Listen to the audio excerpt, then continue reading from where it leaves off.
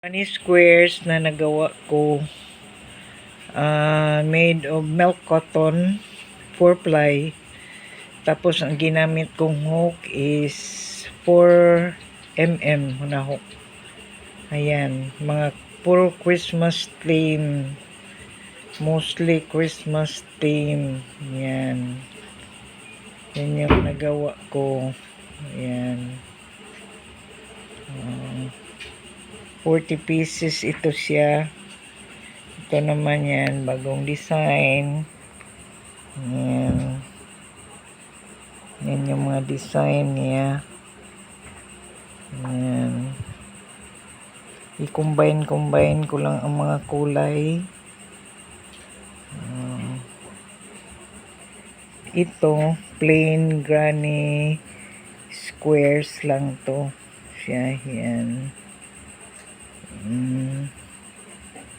Yan. Granny squares lang.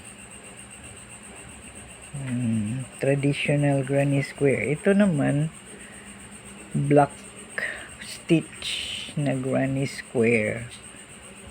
Yan. Yan yung mga colors niya. Yan. Yan.